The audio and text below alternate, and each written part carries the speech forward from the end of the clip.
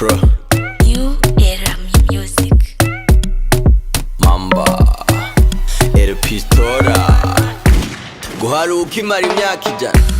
sha wapindaka hari urabona amahera ava yamuhambana sha wapindaka tuvyate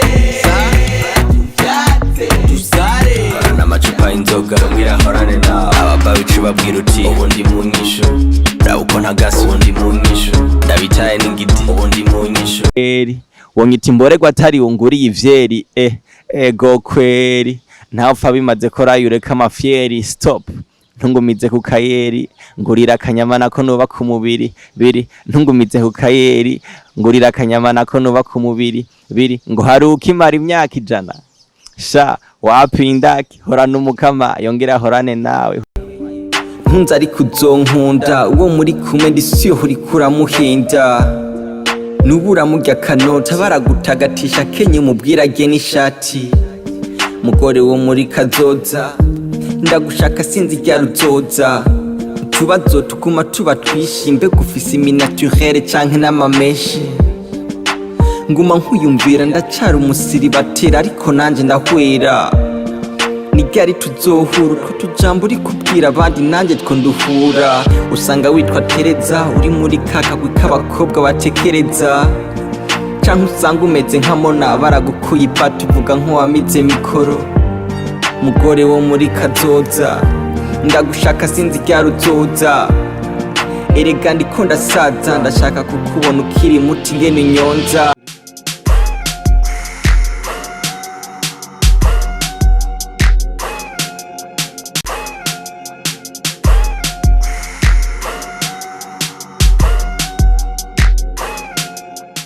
Yes bakunzi ba open mic my name is Patrick then turi kumwe n'umuririmvyi yitwa El Pro ndakora mu kije baramukije cyane Patrick meze neza ndashima mwaka wotanguye gute mwaka nawo utanguye neza meze neza ya byose ni neza felicitation warahejeje ishuri university bose ndasozera ariko ndiko ndasozera wiga faculty imeze gute communication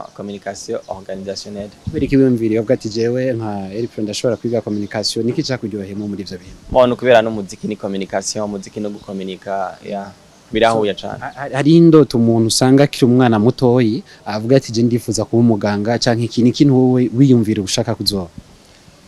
kubijanye n'amashure mvuze kuri aya mashure canke indoto nyene mu bisanzwe indoto zo muzishe dushira ya pari mugabo avuga ati je nanje niyumvira ko nshaka kubi bona vuga ko indoto umuntu ntazamana ahubwo ko umuntu agenda arakura ko umuntu agenda aratera intambwe niko abona ati nshoboye kwiransa muri iki kintu vyo tanga ikindi kintu ati ninjiye muri ibi ndabona ibi n'ivy'iwanje vyogera handi so narabona ko naho nari mu muziki naravuga di communication offer ico nashaka no kuba ambassadeur de marque nivyo nipfuza cyane nkavuga ati umunsi umwe ndazi nzoba ambassadeur de marque nzoba brand ambassador so comme ça ni de communication ari ubumenyi butari buke vyo mfasha bikaja gukompleta kuri wa muziki. Okay. Nabarimvyi bake mu Burundi bitangiye kuzubaho usanga umuririmvyi yarize secondaire université nibaza ko ubibona ubibona gute bona uvuga ko umuntu wese arafise ko ategura ibintu vyiwe umuntu wese arafise ko apanga ibintu vyiwe so simpaka twese tuyige oya simpaka kandi kugira ngo ugire success mu buzima simpaka université so hariho nabo tuza ari citegererezo batayize canke bari hejuru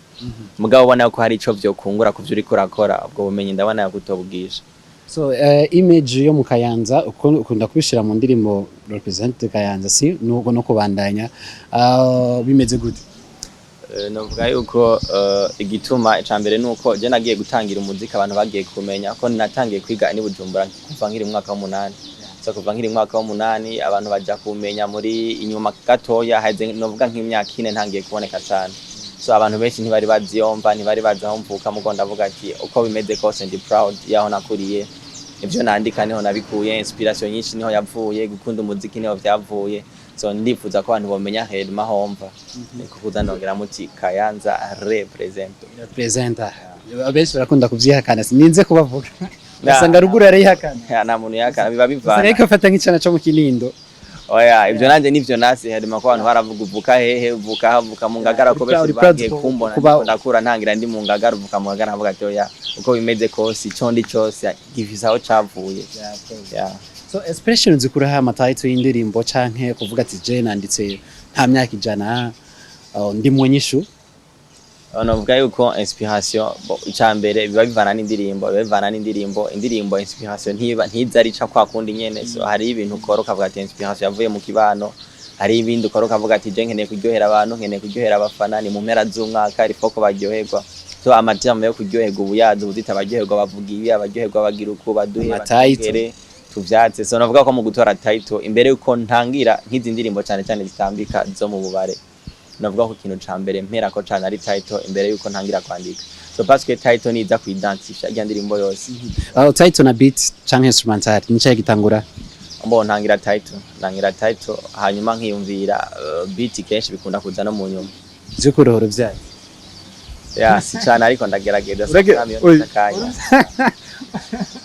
Iboro vyatsa okay so uri mu nyishu mu biki bimeze gute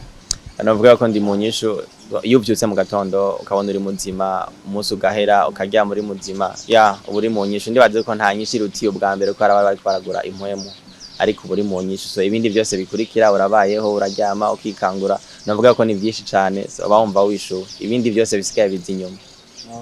nibaza ko umurapere hari igiteramo cyateguwe na Road Beach cya Kina Trap na ba Drama tibazo barimo na ba Bifesi kubera ko utagiyemo zo commentaire banisho benshi barazigize ku zaragushikira ndabizi why mbona uvuga yuko nivyo igiteramo ndakizi narakibonye mugabo so ntibigeze bandondera ntawigeze mpamagara so je kubwanje mbamona atacu ibintu agikuru nakazi no gukora so ni keje nkunda kuronka amadefi ni keje nkunda kubona abantu bagira ibi mugo nkavuga ati sawa tekana mpakanya gato ndakwemeza ubona icyo nshoboye ya niyo ntumbero rero ndimo so ibikorwa vyene nivyo vyivugira nawe bimbaje kubera ubundi ko ndakora maybe next time umuntu azogira ibintu avuga ati hajya ari umuntu ategereza kujamo kandi abikwiye giye kuri we gisobanura iki inki gihe kuri we gisobanura igihe mbo igihe navuga yuko igihe ni vyose kuko umwanya navuga ko nico kintu ca mbere navuga dukorera ko nico kintu ca mbere tuba dukwiye kubaha so umwanya n'umwanya nyene umwanya turi hejuru ya vyose niko nakivuga uravye image wari ufise ukiri upcoming then ukacuraba no munsi aho ugeze niki bikwigisha mu buzima uba waratahuye muri ivyo canke wibona gute uba wimva gute ku mutima mbo ikintu ca mbere novuga yuko image nari ifise nuno munsi nivyo aho ngeze ndashima mugo novuga yuko ugereranije naho nkeneye gushika naho nipfuza gushika ndacara umwana muto cyane ariko ndavye n'intambwe maze gutera sinoigana intambwe nini cyane mugabo nari nipfuza gushika asumba ngaha Pro nk'ibintu bitatu tushobora tutakuziko bimeze gute nibi mbo ibintu abantu batuba bandiko cyane usanga ukunda gusenga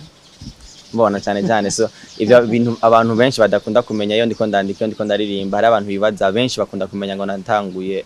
kuva igihe batangiye kumva ko umuti kuva igihe batangiye kumva zya ndirimbo so navuga ko natanguye kera natanguriye muri chorale ivyo navyo bazi so ikindi navuga ko batazi nuko navuza ama instrument so ndavuza gitari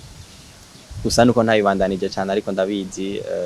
muri chorale naravuza so ibyo byose ni ibintu abantu benshi batamenya kuri jewe ibindi ntakunda kwerekana n'ubuzima buri nyuma yo ngaha benshi ntibari bazi ko nari umu DJ ibi byose nabikora ndi umu DJ so ni byinshi benshi ntibari banazi ko ndaniga dayo mpuye n'umuprofe wa hari gaye ninde yitwa Ige yaramuganye hariho umuntu ashobora kuvuga ati je ndakeneye El Pro kushora uri muri management akavuga ati ndashobora kumusupportinga kuri indirimbo ziwe why afise guhabwa uruhusha rwo kuza gukorana canke ushaka gukora ku giti ciwawe mbona uvuga yuko ikintu ca mbere nashimye kwanza kubanza gukora ku giti cibanje ko sinari bwabona umuntu yoza anyorohereza mu byo nkeneye gushika ko ndabona ati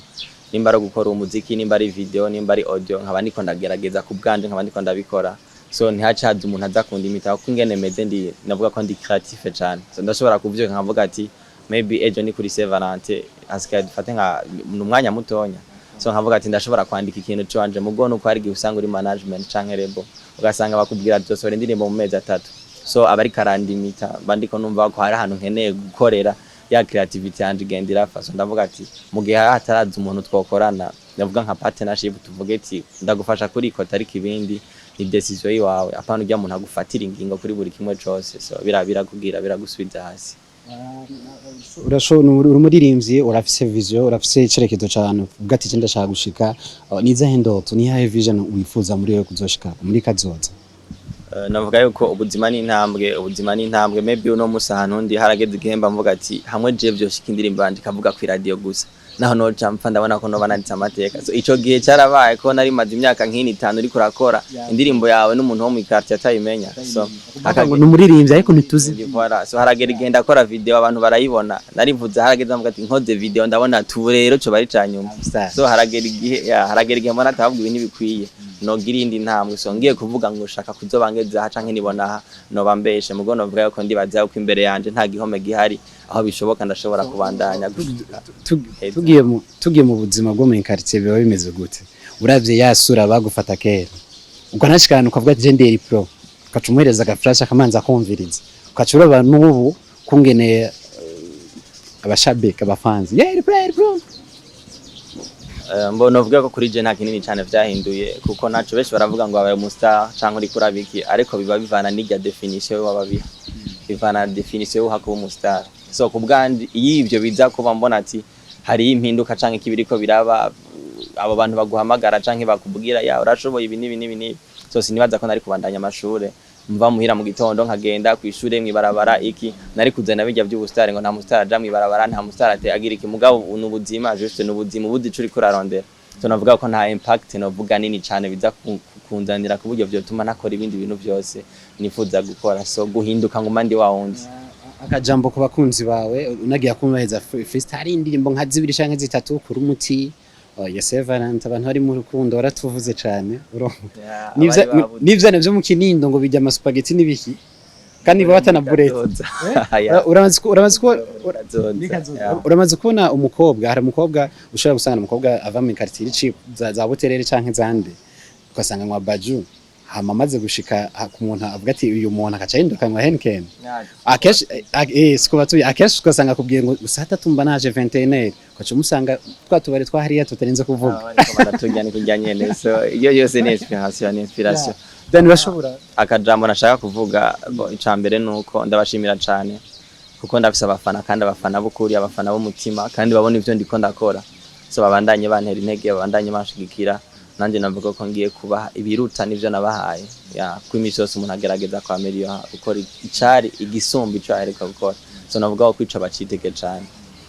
hama freestyle nazo ndagusezere ugire freestyle wenyene ngo hari ukimara imyaka 100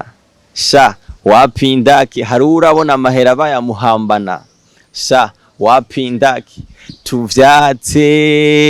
tuvyatse dusare tuvyatse turya amahera akora kwisi gusa amahera akora kwisi gusa ma nigareka kwiniga birahera ivyisi turapfa tukabisiga ma nigareka kwiniga bibikwibana mbona ivyisi batabiduhambana